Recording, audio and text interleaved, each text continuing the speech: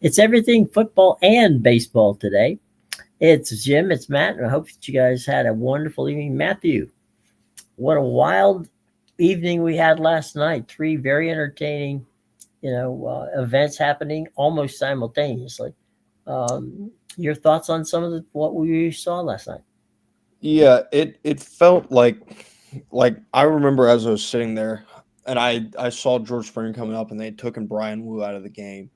As you felt it coming up, like I just had this general sense of like all right, here we go. Like this, it felt like the moment was coming. Mm-hmm. Like I think it in large part has to do with who's on up to the plate. Mm-hmm. George Springer being in that spot is a spot that you expect George Springer to deliver in just based off what he's done in the Mm-hmm. playoffs throughout his career. And he did it again last night.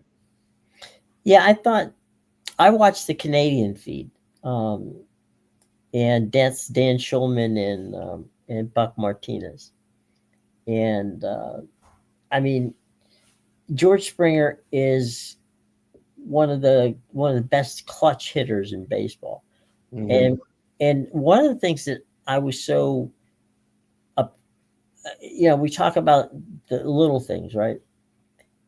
For the second consecutive um, game, the Blue Jays bunted the runners from first and second to second and third, Hmm. but it was a beautiful bunt, and you just don't see the fundamentals that they played and the fundamental, move the guys over. So all I have to do is get the ball out of the infield, and we're going to get at least one run. Um, and actually, in the post game, George said that he was just looking for a single, and he threw him a pitch that he just couldn't miss. So Yeah. he wasn't acting like he wanted a home run. He just said, "Look, I was just looking to drive a run in." So it all worked out in their favor. But I do think Gosman coming on, and they literally went to their starting pitching to get them, through the seventh and eighth inning before they could go to the closer. I thought that was, it worked out so well given the fact that, the bullpen for the Jays has been suspect all year. But if there was a right button to push, they pushed it last night. Yeah, they went to all the starters out of the pen. Mm-hmm. They went Gosman, they went Bassett. Both those guys are Mm-hmm. starters. Right. And they really just had to end the game with Hoffman, which was a similar game plan that the Mariners used Right. when they moved from Kirby to Wu. Right. But and I mean, you can sit here and you can argue and I don't really have an issue with the choice that Dan Wilson, I believe, is the manager for the Mariners. Yes. Uh-huh. Yeah, I don't really have an issue with the choice that he made, but in that situation, you you kind of want to trust your guys, but at the same point, Brian Wu is a guy, he's coming off of his injury. You don't really want to push him too far. Right. I understand the move, but man, it just felt like a bad spot to make a move and at all. Well, I think too, we talk about high leverage, right? Hmm. These are starting pitchers. They're not used to high leverage. They're used to coming into a clean inning. Yeah. And I think what happened with him is he got himself into trouble. And you have to know that that the the pressure of the moment when you're in that position has got to be amped up 1,000 times. Yeah. And I think that sometimes it's only human nature that people bear down and make mistakes because they're trying so hard not to make a mistake. And that pitch to George Springer, which he hit out of the ballpark, wasn't a bad pitch. I No. mean, he took it. I mean, normally that would have been a pitch that 9 times out of 10 he might have just taken, but he didn't have to because of what happened. So I think that all in all, both managers, both teams, it was one of those the cliche that you hate to see you know either one of them lose, but the woes for those in the Northwest who are Seattle Mariners fans. You gotta sit there. I mean, there were pictures 10, 15 minutes after the game while they're all celebrating. There's probably 9 Mariners sitting on the bench looking. Hmm. You know. I, I will say I do feel bad for Seattle Mariners fans just Mhm. because the fashion at which you lost this series Right. is like it feels like every season for Seattle Mariners fans is just a new fun way to get kicked in the pants. Right. Feels like over and over again. Well, you didn't make the playoffs last year because your ownership didn't buy in. Okay, Hmm. well, maybe they didn't go sign the big free agents, but you've got the right pieces, and they were all good going all in at the deadline. And sending some younger guys off, some prospects off, really investing in this team, at Hmm. least in prospect capital wise. And you make it to the ALCS, you got 2-0 lead going back home. That sets up really great for you. You feel like you've got a pitching edge. You feel like that sets Hmm. up in your favor. And then you get to, you're in game 7 in Toronto. Well, it's not where you wanted to be, but hey, look, we're up 3-1. It's the bottom of the 7th. Hmm. And 3-run homer. They didn't get back up off the mat after that. So it just one thing after another for Mariners fans, and they haven't been there before. I know for Blue Jays fans, like it's been a while. It's been since '93, Hmm. but still, I guess the thing here is like, well, hey, they've made it before would be the thing. Yeah. So it was also really really tough seeing when you see the clips from that Monday Night Football broadcast in Hmm. Seattle, and Yeah. there's the big one that I've seen is the dude holding the iPad Hmm. as the game ends, and it's like, oh,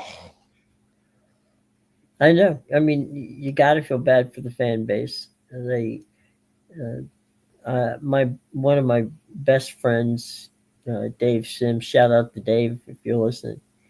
Um, Spent 18 years as the broadcaster of the Mariners, and he left there this year because he got his dream job. He got to return home to New York to replace John Sterling as the voice of the Yankees on radio.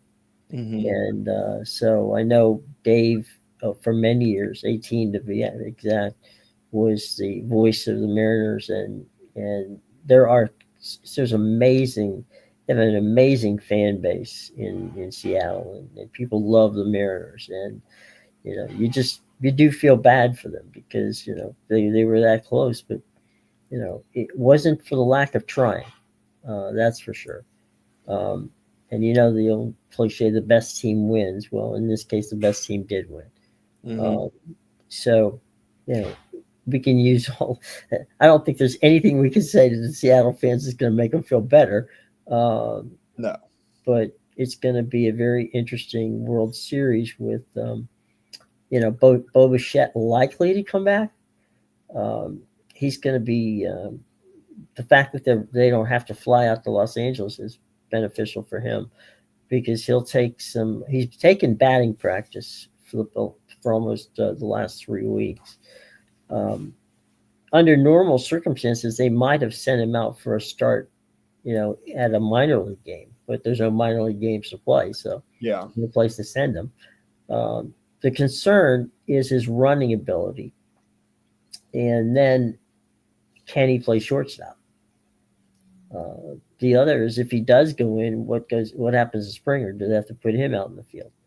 Um, George mhm, hasn't been, a day to day player for a little over a month now. So, which is not to say that he's going to be a defensive liability.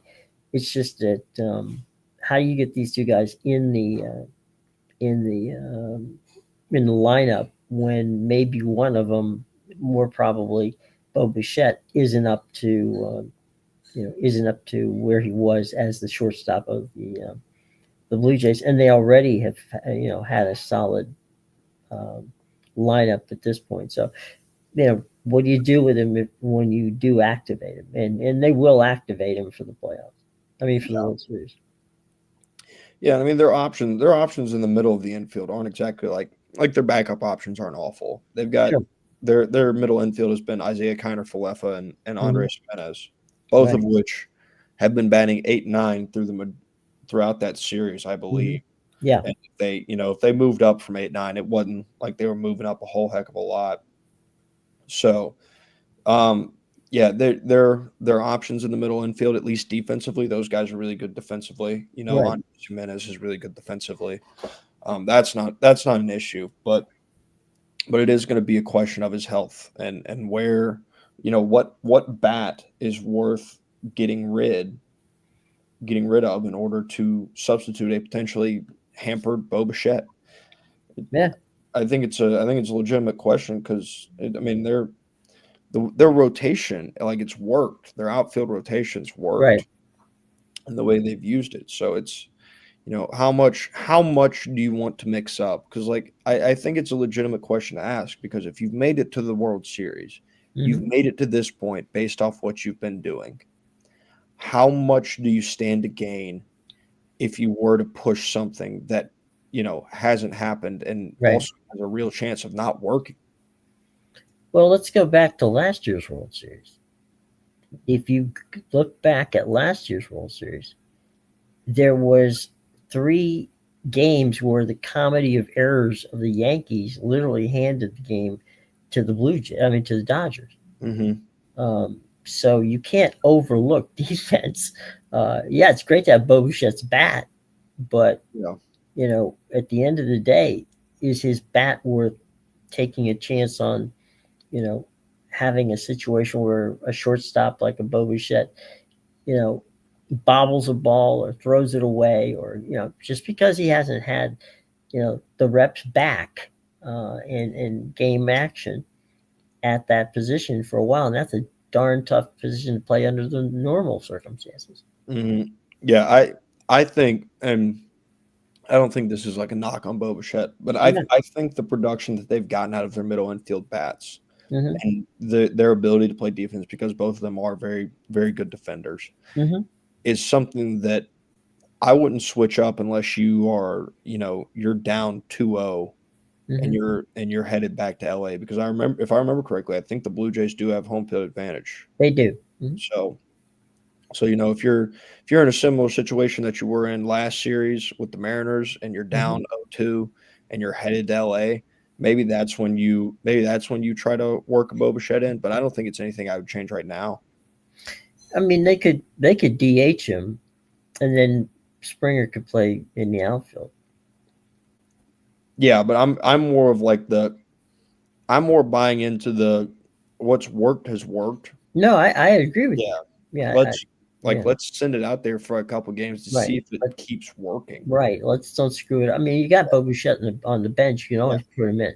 Yeah, it's in your back pocket, and Yeah, I think that's where I would keep it until you feel yeah, like your team needs a spark. right. So yeah, I agree. It's gonna be a fascinating series. I mean, Mhm. one of the things I do like about it is all of Canada has bought into the Blue Jays, and the Dodgers are the Dodgers are the Dodgers, and so I think it makes for very should make for a very entertaining series. I mean, you can't not like Vladimir Guerrero just to watch him play. Mhm. He's very entertaining as a baseball fan. It doesn't really matter whether, yeah, I'm sure that even Red Sox and Yankee fans, don't mind watching him play. Yeah, no, I was well, I think Yankee fans probably mind him a little Well, more probably, yeah. Now they probably do. after this playoffs. I was very hopeful that Vlad would be wearing a Red Sox uniform this upcoming season, because Hmm. coming into the year he hadn't signed that contract extension. There was Right. there was some rumblings. Um, Yeah, no, but it's an enjoyable experience from watching Vlad. Like, Hmm. watching Vlad, and he's been great in the playoffs. It's seemingly every time he's been there. Hmm. I think the biggest thing that made this series like really enticing Hmm. just throughout is the fact that the stars made plays. Hmm. Like, Julio Rodriguez was giving you a ton of massive at bats. Cal Raleigh hit a Hmm. couple homers in this series. Vlad did what he did. When it came down to clutch time, it wasn't, and I mean no disrespect to him, but Hmm. it wasn't Nathan Lukes who hit your Sure. go ahead home run. It was George Springer. So the names made plays. So And I think, even Randy Arozarena, yeah, and who was on the Mariners. I think that does really a lot of good in terms of like ratings. And Hmm. dear God, there's a different discussion going on Twitter right now in terms of college football about ratings, but at least for baseball's perspective, the big Hmm. names making big plays, I think means a lot for what this series was as a whole, and I think it means a lot in terms of what the series looks like in terms of LA and Toronto, because now you know the names in Toronto, like you've kind of gotten reaccustomed to like this is who they are in their introduction, seemingly to Hmm. the biggest stage in baseball.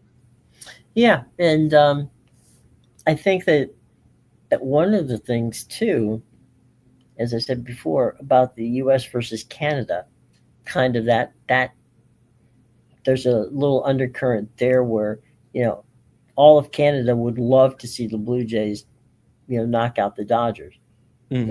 and there aren't that many. There aren't.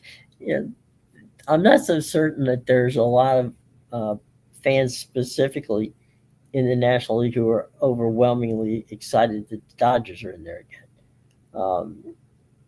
But you know, at the end of the day, you got Shohei Otani and you got Bo Bichette, you got Vladdy, you got Freeman. You got people who command your attention, and I think that is their biggest asset. Hmm. It's also an interesting dynamic of this time last year. You had Yankee and Dodger fans pitted against each other, and Right. now they have a common rooting interest. Like I don't think there is a Yankees fan that wants the Blue Jays to win. I don't think there's I know they probably exist. I don't think there's going to be very many of them out there after the way this year's playoffs went. So Well, not for nothing, mainly because there's a bit of an East Coast bias, but it seems to me that people forgot that the Blue Jays were in first place for 3 months. oh yeah, But the focus was always on the Yankees and the Red Sox.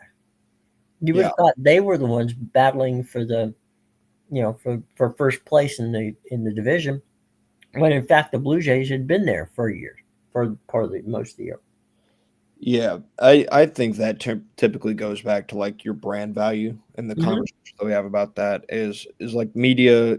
All of the large media companies, especially the ones that are carrying the playoffs, probably would have preferred the Red Sox and the Yankees. Like just in terms of brand value, they're bigger brands. Hmm. That's what they are. Are they a country? No, but in the U.S., they mean more than the Blue Jays do. Hmm. So I think that was a big driving point. Is they were like it felt like they were begging the Red Sox and the Yankees to to bring down the Blue Jays. It didn't happen. It didn't happen. They were the better team all year. Right. They ended up winning the division. They beat the Yankees, who beat the Red Sox in the wild card. Like they owned the AL East this year. Like for as much as people didn't want them to, they owned the AL East, and you know they ended up owning the AL West champion as well. Now Hmm. they're World Series bound. And it's a good story. It You're is. always looking for good stories, and this is a good story. It is because it's really like the going back into the offseason, really in the early parts of the season, there was so much negativity around the Blue Jays, like so Hmm. much negativity. It's like if I remember correctly, the sentiment was basically like, why would you go and add players when these guys aren't going to be here? Why would a player sign with you guys when they're not going to be there? I think that was a big reason they didn't that Anthony Santander was their biggest free agent, is because nobody Hmm. believed that Vlad or Bo would be back next year. Right.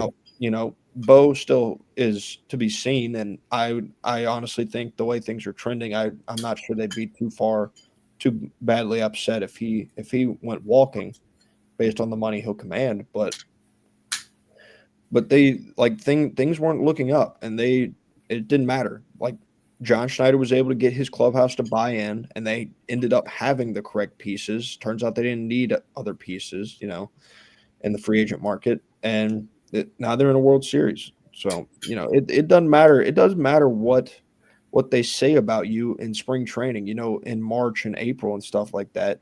It's how do you come together as a team throughout the season, because it's a long season. Well, I think if you look at what John has done as a manager, he's been in that organization for 24 years. Mm-hmm. So he knew these kids that came up from the minor leagues. And I think that what he was able to do, and I'd like your opinion on this one, I think in the last month, Vladdy has become the modern day Big Poppy. Yes. You know, there's a lot of similarities to Mm-hmm. them. The way that they're flamboyant, they're charismatic, they're at times a pain in the neck. But you know, when the lights are on, they play. Yeah. And all you have to do is look at Vlad. Vlad had 89 at bats before October, and he didn't have a home run. He gets in the playoffs. What? He's got 6 now. Yeah. So it feels like he's hitting one every night. Yeah. So to your point about the Stars being the Stars, they are, and I just think I can't help but look at Vladdy and see Big Poppy. Mm-hmm. Yeah, I mean, like you go back to some of those playoff runs when they made it to the World Series with Poppy in Boston. Mm-hmm. The numbers are very similar. Like just purely numbers wise, the numbers are very similar between the two of them. The average, the slug, the homers, all of that stuff, they match up. So he very much has that persona about him. And listen, to be honest with you, like I obviously you expect a good player in the regular season. Mm-hmm. That's your expectation, especially when you pay him $500 million. You expect an Right. all-star style player. But I don't care if you're just an all-star in the regular season, as long as you're an MVP when you get to the postseason. Right. That's all that matters. And Mm-hmm. that's exactly what he was. Like, you can laud these, like, hey, Vladdy hasn't done this in the regular season. Right. If Vladdy goes and wins a championship, who cares? Like all of a sudden you're now looking at a discussion where you go, yeah, man, Aaron Judge, he does a fantastic job in the regular season, but he Mm-hmm. really hasn't done it in the postseason. Vladdy has. Mm-hmm. Like the value that people place on championships Mm-hmm. in baseball and in sports in general, it carries a different, like, it sets you to a different standard. It puts you in a different tier. Mm-hmm. Are that high performing player and you do win a championship. And it counts. Obviously, Yeah. yeah, obviously it doesn't mean everything. You're not going to look at like some role player and be like, well, now that they got a championship, I think about them a world's different. No, that's not you generally view the leaders of a team and the leaders of a clubhouse. Mm-hmm. That's generally, a top 5-ish players on a team, give or Right. take, and a manager. That's generally the people that you have a view shift of when it comes championship time. So, Vladdy can cement something and do something that, correct me if I'm wrong here, his dad never did. You mean get to a World Series? Get/win a World Series, yeah. No, he didn't. Yeah. So that's for all the comparisons, because that's all that happened when Vladdy got called up, was the comparisons of his dad, and like look at what Vladdy's doing, and that's how you get out of his shadow if you're Vladdy. Right. It's like Ken Griffey and Ken Griffey Jr. Mm-hmm. It's I will say this. It's interesting that both Vladdy and his father made their were at their best, I guess would be the best way of putting it, and had their best seasons in Canada. Mm-hmm. I mean, Vlad with the Expos and Vladdy Jr. with the Blue Jays. Yeah, and So, that's another part of this is like Vlad Jr. he was actually born in Canada. He was born in yeah. Montreal. Mm-hmm. So that, technically I guess technically, he's a homegrown Canadian. He's got dual citizenship. Yeah. The funny thing last night, as baseball fans are superstitious about everything.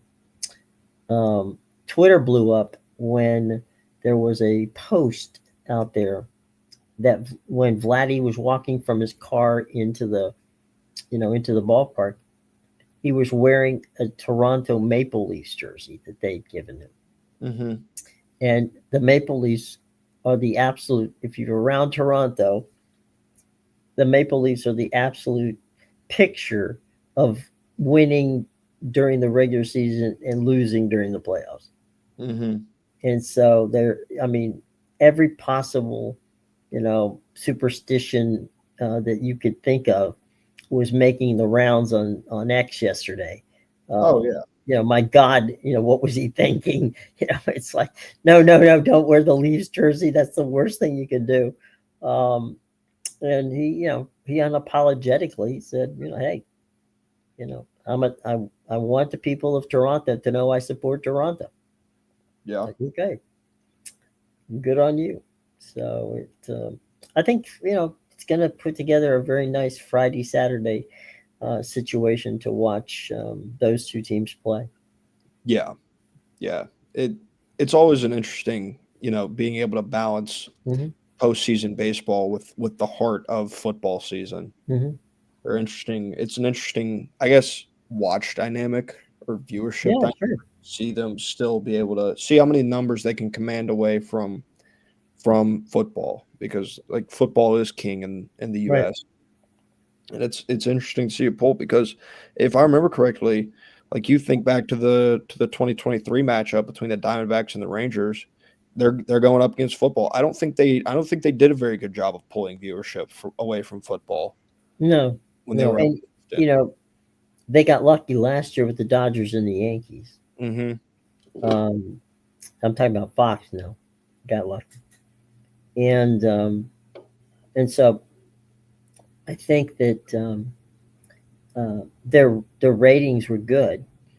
They weren't as good as primetime, NFL football.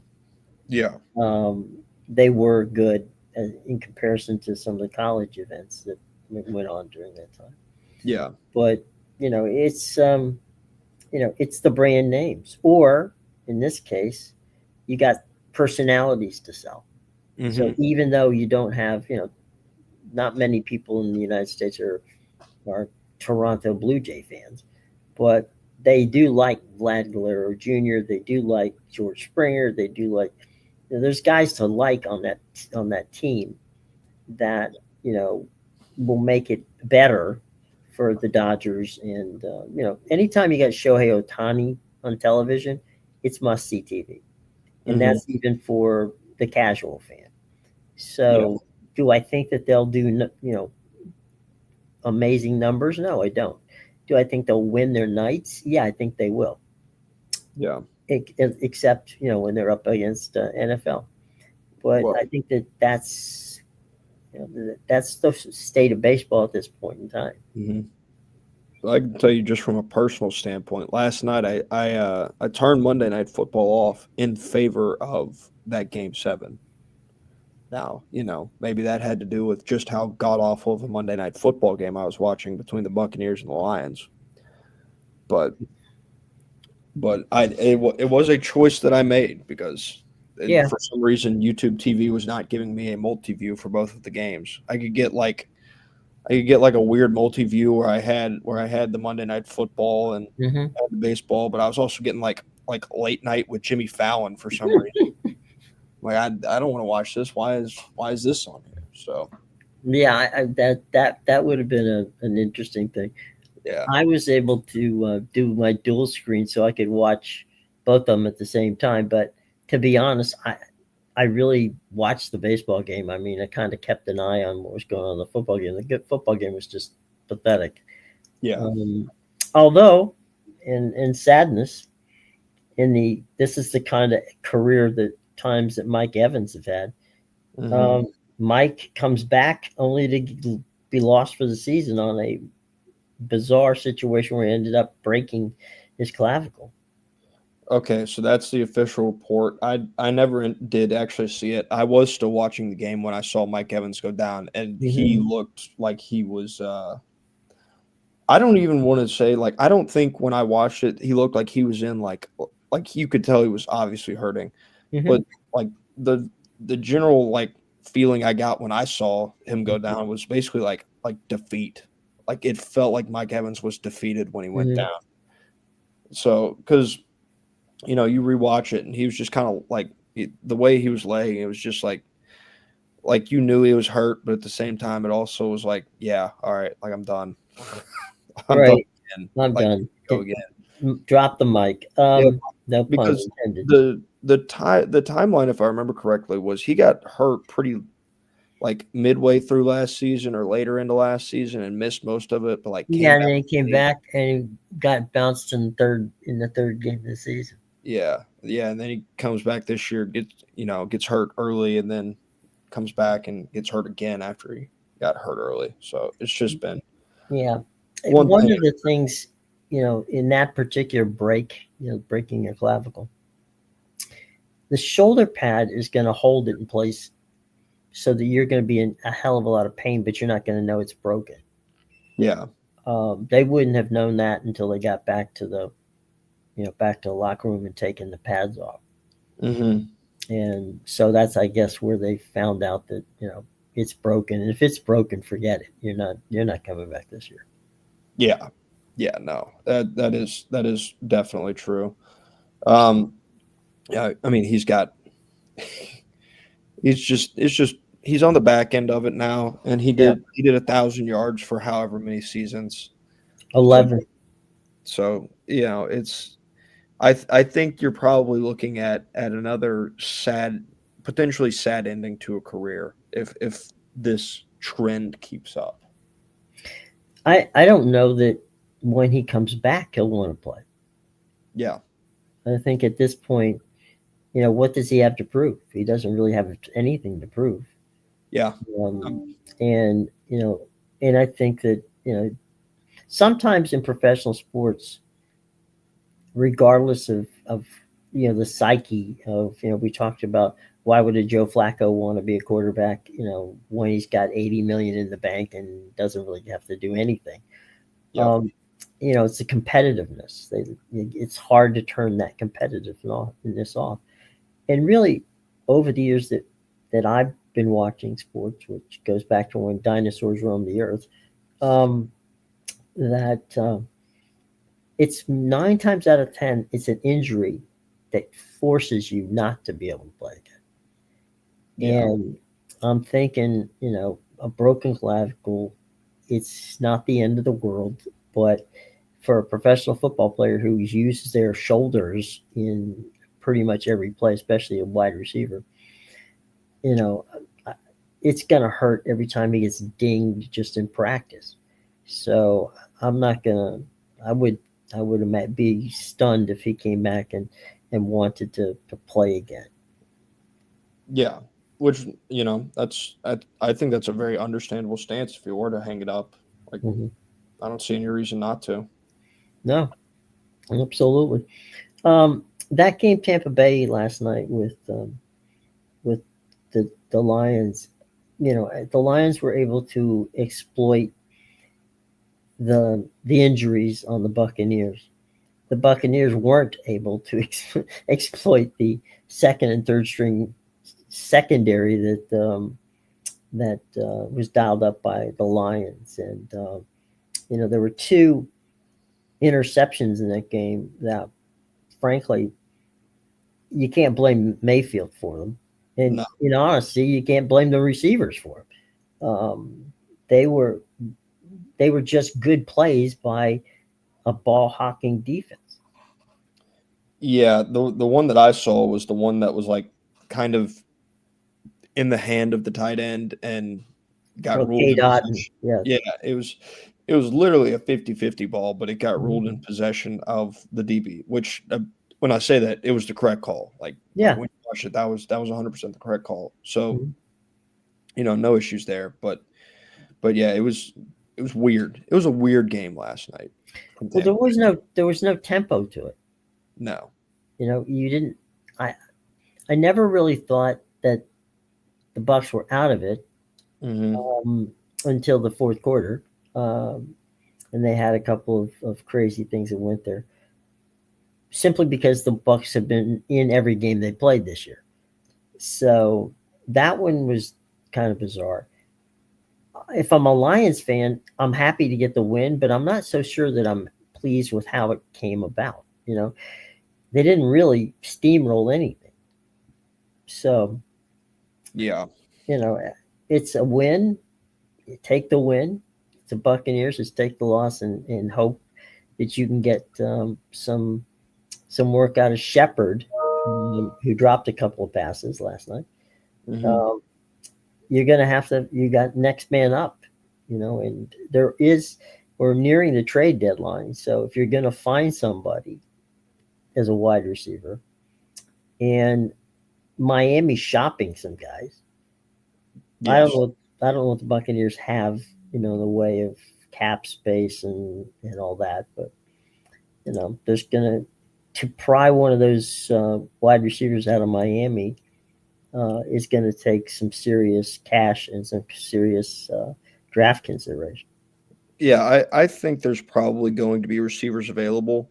I think an interesting place that they could look, and it may be backing up an already filled position, but it feels like up in Chicago, they've Hmm. kind of found their next in line in terms of kind of their slot receiver when it Hmm. comes to DJ Moore. Like they like Luther Burden and they like getting him a lot more touches. So I Hmm. think DJ Moore could very much be an interesting name that is probably available and still a really good receiver that just has not developed a chemistry with Caleb Williams whatsoever. Right. Well, I mean, look, I don't think anybody's off the board, and it all depends on the fit and the cap and all that stuff. So, Hmm. but Jason Light's pretty creative at that, so we'll give him the benefit of the doubt in that regard. It was just a very bizarre um, evening for both teams. To be honest, as you said earlier, it wasn't it was hard to watch. I Hmm. mean, it was like what am I watching here? I'm not watching one team dominate another.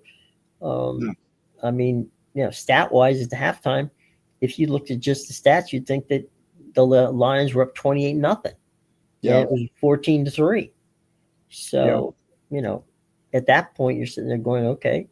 And the Bucks scored that field goal just before the end of the half, and then they come back and you know get the ball for the second half and look pretty decent on the first drive. After that, it was not a good evening. But such is the NFL. I mean, there's going to be those games where it's like the other night with the Falcons, right? You expected a competitive game, it turned out not to be. Yeah. And that's the same thing that I saw last night. I mean, it was like a rematch of, I mean, it's a rerun of Saturday of the Sunday night game. It's like Hmm. two teams, one of which is winning despite not doing everything the way they normally would do it, and one team losing it that shouldn't have lost it, or at least should have been more competitive. Yeah. And they're two games where you look at the scoreboard and you go, well, they weren't like they weren't that far apart. No, But you watch the game and they yes, were right. Yeah, it's painfully scores were very deceptive in that regard. yeah. And for the Lions, that's a good win just in the sense of you won, you get a bye, Hmm. and you go look at their injury report, and all those secondary guys that they were missing, their estimated return is November 2nd. Yeah. So they now have the luxury of time to get healthy in the secondary before they go play Minnesota at home again in 2 weeks. Hmm. Absolutely.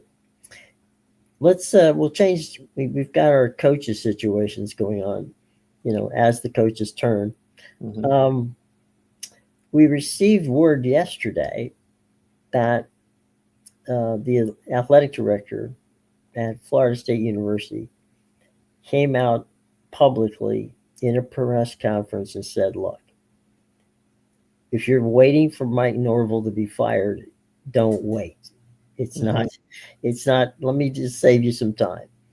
We are going to get him. He is the coach of this team through this season, and once the season is over, we will evaluate him. Yeah. And that was the what does that mean? It means we, you know we haven't yet figured out whether or not we want to pull the trigger on him or not. That's one. Two,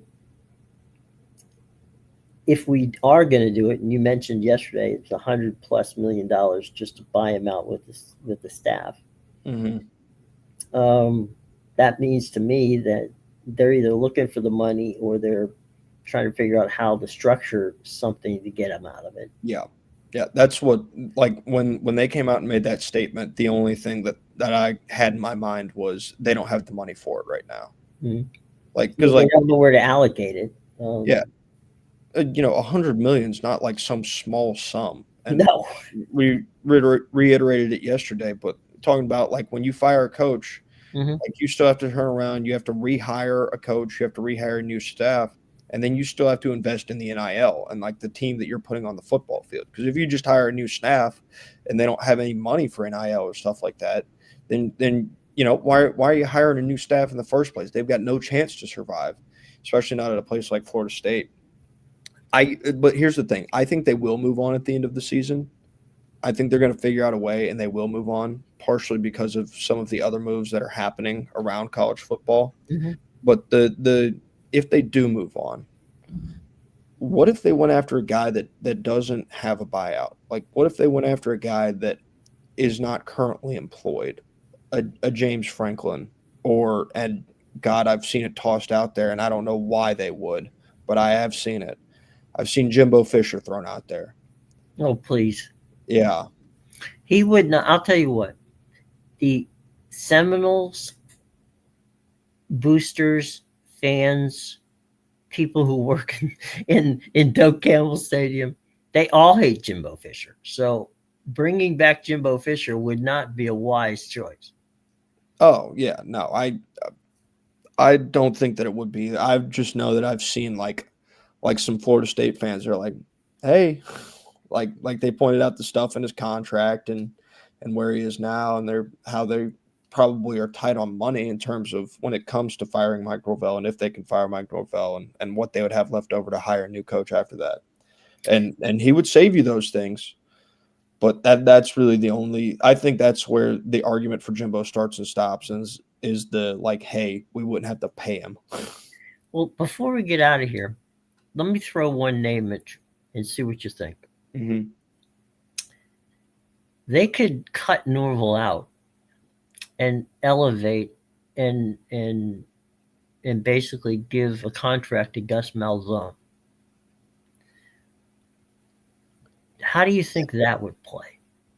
I mean, you got a coach on your staff who legitimately is a damn good, head coach. I would almost rather them go ahead. Like, I would like them to put themselves in kind of an Arkansas situation. Mm-hmm. Because I think Arkansas, when they fired Sam Pittman, they knew what they were doing when they named Bobby Petrino the interim. Right. Because they knew if things didn't go well, then they had every reason to be like, this is why we're not bringing back Bobby Petrino. Right. Like, just plain and simple, get that out there. I think FSU might not be in a half bad situation to do the same thing. Like, mm-hmm. like just fork up the money for Mike. Just get Mike out of there. Mm-hmm. Put Gus in charge of the interim. And right. see what happens. Like, see if it's a fit. Like, you have the ability, because of the way your staff is constructed. You have a former head coach, and mm-hmm. what I think many people would believe is a legitimate head coaching option sitting on your staff. Just give them a try. Like give it a test run. You have the ability to see how a head coaching candidate would work with you for half of a season, roughly. Yeah. Why not? Why not try it? I don't know. I mean, I think if you look at Gus Malzahn's, bio, and you put it up against Mike Norvell's bio, you're like, he's working for him. It's like, shouldn't it be the other way around? Mm-hmm. And I just, I think that could be, to me, a potential workaround if you don't feel that you've got $100 million hanging around that you want to invest in, Yeah. in getting rid of the entire team. You can cut Norville out. He's got a buyout, personal buyout of somewhere around $30-40 million, which is still a lot of money, but Mm-hmm. it's not $100 million. And And you got a also, guy on your staff who has been consistent in winning. yeah, you also have the aspect of if it did work out with Gus, like the Mhm. relationships that were built through the recruiting Right, and like the promises that were made in the recruiting, all of that can still hold up right. It all with him stays. there. It feels like it could save you a lot of headache if it were to work out. If it didn't work out, I don't think that it causes you that much more headache either. Obviously the No, buyout, but you were gonna have to pay that anyway if you're gonna move on from him as offensive coordinator. right. And it was basically an opportunity. Gus went over there. It wasn't like didn't know how to coach anymore. Mm-hmm. It was that he was recruiting against Florida, Florida State, Miami, and the rest of the country Yeah. at UCF, and that's a tough sell to get people to UCF because of the the lack of winning that they've had since they moved up to a P4 conference. Mm-hmm. So I personally, if it were up to me, nobody asked, but if they did, I would say, look, yeah, let's give Gus a spin. Gus has always been a good recruiter, but he's already got a team of recruiters on his staff to begin with. Mm-hmm. They got they've got some really outstanding not draft, recruiting classes looking at them. Um, Gus is the kind of guy he can close on a 5-star Mm-hmm. because he has coached guys who are in the NFL who would pick up the phone and say, "Hey, if you want to get in the NFL, this guy can help you get there." Yeah. Yeah. I mean, you add that to there's stuff at Auburn right now. Like a lot of people at Auburn, did we make a mistake when we fired Gus Malzahn? Because if you'll remember, they fired Gus Malzahn in COVID. Like, Yeah. they weren't great during COVID, and they were like, all right, time to pull the plug against a guy who had beaten not only Alabama, Hmm. but Georgia as well. Like he Yeah. beat both of them on a pretty consistent basis, and he maintained realistically the average winning standard at Auburn. The average winning standard at Auburn is about 8 games, and Gus won, you know, 8 9 games, and there weren't many scenarios where you're getting less than that result. Hang on 1 second. Keep talking there, buddy. I gotta stop something here. But yeah, you mix that with some of the reporting that I saw yesterday about Mike Norvell, and there's reports now that he has like fully lost that locker room. And I think the term is that he uses respond a lot when discussing coming back from winning football games. And the report that I read was that players in the locker room were kind of joking, laughing, talking with each other after the loss at Stanford, saying, oh well, we're going to have to respond again, and that there is such a thing as a message getting stale.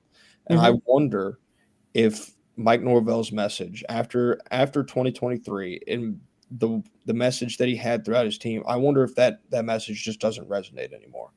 Because sometimes you can be a really good football coach and it Hmm. just doesn't matter if your message doesn't resonate. It doesn't mean your message is bad, doesn't make you a bad football coach. It just means that you've lost your connection to that locker room. And once you've lost a connection to a locker room, You you know, can't get it back. yeah, there's no turning that back around. Hmm.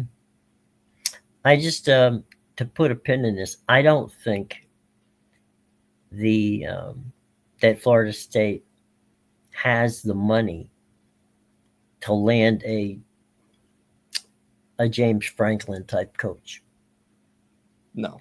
I think they've tied it all up in a number of things that, much like Billy Napier, where you've crafted, um, in essence, a very good scouting team, if you want to call it that, Mm-hmm. and that's good. It makes life easier on the next head coach, but it doesn't make if you fail, that doesn't mean. And I think that's a key point too, is that if Mike decide if they might decide to get rid of Mike, they're going to keep that organization they put together. Yeah. So, who you going to lose? You might lose Malzone because normally a new coach brings in a new offensive coordinator and a Mhm. D coordinator. So you're going to lose 4 or 5 coaches. There's no doubt about it. But unless you play the game that we talked about, which was keep Malzone and see how it plays out. Yeah, and you said that they won't be able to really afford like a James Franklin type of guy. Mhm.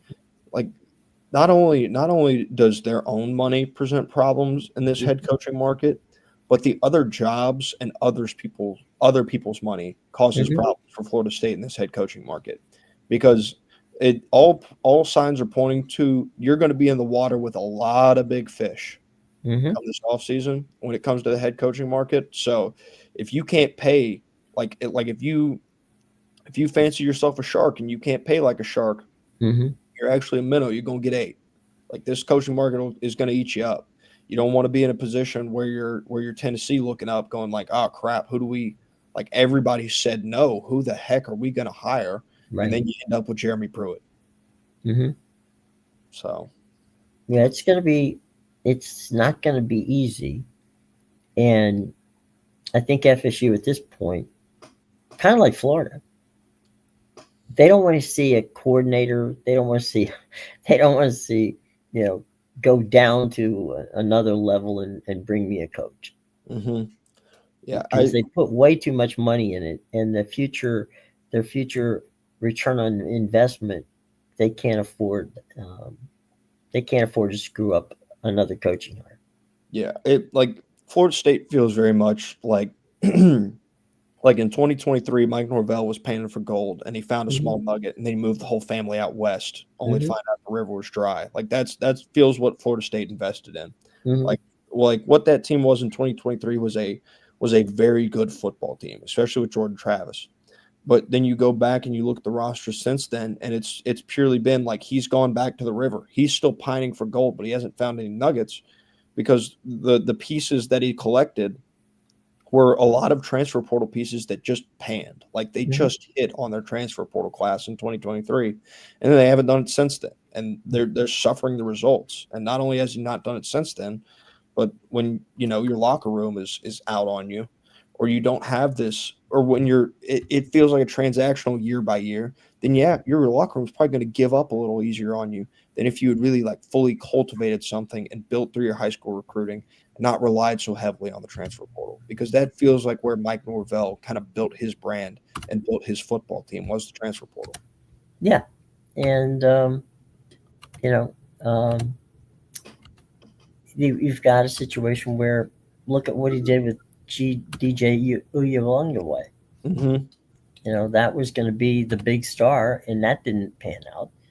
That Uh, was, and just a real quick touch on it. sure.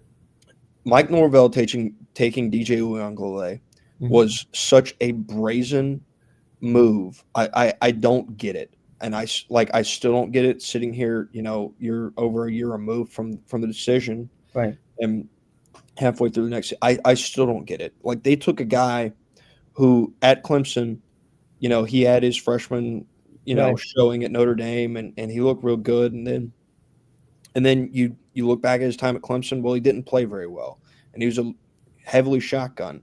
And then Hmm. he goes out west to Oregon State, and they win 9 games with him at quarterback. And you look Right. at the way they did it; they did it with him under center. They ran a pro style offense. Right. So DJ gets back in the portal, and Mike Norvell brings him in. What does Mike Norvell do? They think they're going to make him Quick a back to shotgun the quarterback. shotgun. Yeah. Like it was such like a I believe in what I'm doing, and like I can make this work kind of a move, and it blew up in his face. So Yeah. you may be seeing a similar result here with Tommy Castellanos, where you look at it and go, well, I like the bones that are here, but like I think we can make him into something that he wasn't at BC because again he got benched at Boston College. He got benched by Right. Bill O'Brien and a football team that's currently 1-6. Right. That happened, and so when you're losing these football games and like you just can't seem to figure it out. You look at all the decisions that led you there, and it feels like Mike Norvell has made a bunch of poor ones. Yeah, and we'll see how we'll just because the athletic director says we're not going to fire him doesn't mean they're not. If they just keep losing, like if they lose, if they lose 3 weeks in a row, I have a very hard time believing that the athletic director is going to stick to his word of Mike Norvell sticking it out for the entirety of the season. Right. And I'm curious, and we'll talk about this on another show. At how much rope at Clemson do they have, with regard to the coaching situation there?